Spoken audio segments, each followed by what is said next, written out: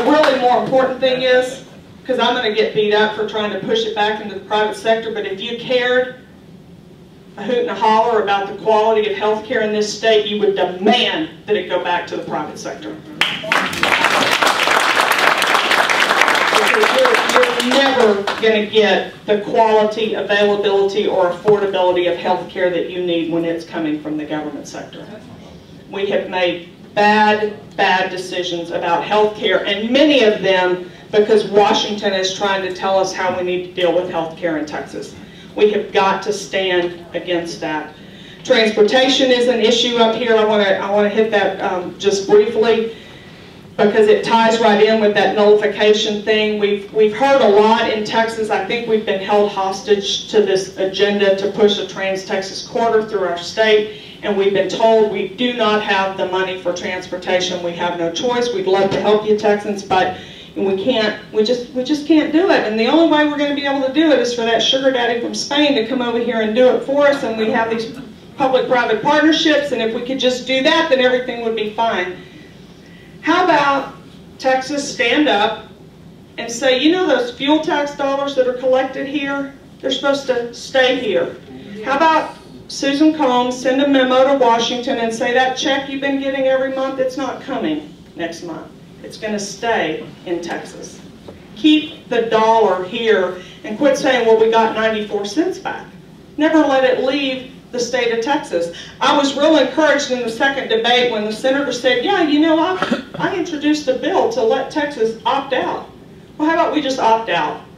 And then we'll fight Washington over the fact that we opted out if they don't like it. Let them scream and wail and gnash teeth, and we keep the money here. Is that hard? You think that's a pretty good idea, huh? It goes from the distributors in Texas to the Texas State Comptroller to the U.S. government. Now, if you want to opt out of the IRS, that's between you and the IRS. I'm not getting in the middle of that argument, but I'm way willing to get in the middle of an argument between the state of Texas and Washington, D.C. on our fuel tax dollars. Keep those dollars here until Washington will decide how to spend them. Right now, Washington says, we'll let you have 94 cents and you can spend 70 cents on roads and 22 cents on buses and railroads. How about we decide how to spend the dollar? It's our dollar. Let's relook at what the transportation needs are in Texas, and let's relook at what the availability of revenue, of the revenue stream is if we were keeping it all here. Let's get an audit of TxDOT so we know where those funds are going. We have things that we can do in Texas that are conservative, common sense things. When our allegiance is to Texans and not special interests, we'll get those things done. We've got a few in the legislature, and I've had them, they're starting to kind of come around me a little bit. You know, when I first started to run, they kind of all the state reps kind of kept their distance. But they're starting to come, and I think if they just had someone that would champion these ideas, we would have a majority get on board and do the things that protect Texas families and Texas businesses. It's common sense stuff. The final thing I want to talk about is I want to touch on term limits, because I think it's so important that we relook at what we're doing. We have seen corruption in politics. You're here, if you're here tonight, you're paying attention. I bet you've been paying attention to politics for years. And we see that corruption, and we see people elected, and we champion them, and then we feel like we're not getting the service that we need. And there's unrest throughout all of the country. You've seen it in the Tea Parties and the 9/12 groups that have formed over the course of the last year, year and a half, as people become frustrated with this growing and growing government. And the question that I have found myself asking most often over the course of the last year, year and a half, is how do I not become the very thing I'm fighting against?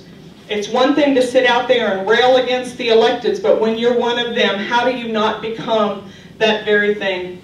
And I remembered from years ago hearing a story that Dr. James Dobson told about men that were in Hitler's SS troops.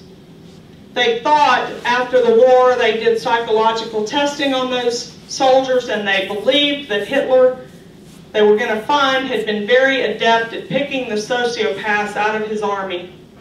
And when they did the psychological studies, they found that they were just average men And then I did business in Houston, and there was the Enron scandal. And I thought, you know, some of those guys lived not far from my church. They were part of that community.